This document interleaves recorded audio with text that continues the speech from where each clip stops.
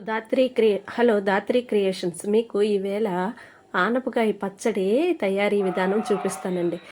ఈ ఆనపకాయ పచ్చడి విజయవాడ స్పెషల్ అండి.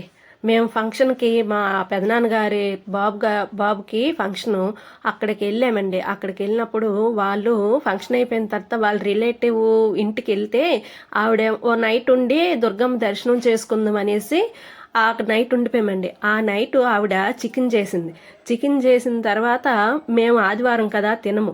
మాకు తిన్నప్పుడు ఆవిడేమో ఆనపకాయ పచ్చడి చేసిందండి.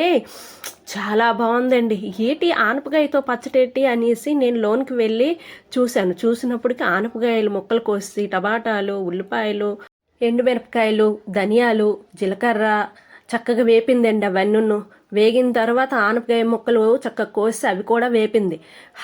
హైలో పెట్టి ముందే వేసాం కదండి. ఈ ఆనపకాయ ముక్కలు వేస్తే నీరు దిగిపోద్దని ఆవిడేమో హైలో పెట్టేసి వేపిన తర్వాత కొంతసేపు అయిన తర్వాత సిమ్లో పెట్టేసి చక్కగా వేపింది అనమాట. అన్ని దగ్గర అయిన దాకా వేయించిన తర్వాత అవి లోపట చింతపండు కొద్దిగా, తర్వాత తెల్లుల్లిపాయలు అవి కూడా మిక్సీ జార్లోన ఈ వేయకంట వీటిలోనే వేసిన తర్వాత వేపింది.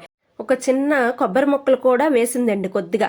అవి వేసి వేపిన తర్వాత అవి సిమ్లో చక్కగా వేగిన తర్వాత చల్లార్చేయడానికి కొద్దిగా టైం పడుతుంది. చల్లారిన తర్వాత మిక్సీ వేయాలండి. మిక్సీ పడితే చాలా బాగుంటుంది. వేడి మీద వేయకూడదు, మన మీదకే మళ్ళీ తుల్లిపోద్ది. చల్లారిన తర్వాత వేయాలి.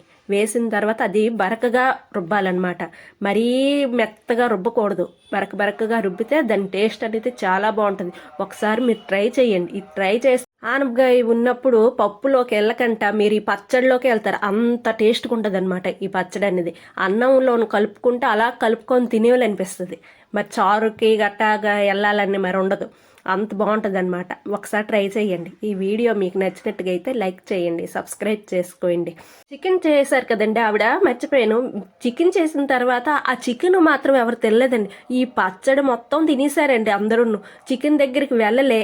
అంత బాగుందన్నమాట ఈ పచ్చడి. మా అమ్మగారు అయితే ఇంకా చాలా బాగా నచ్చింది ఆవిడకి.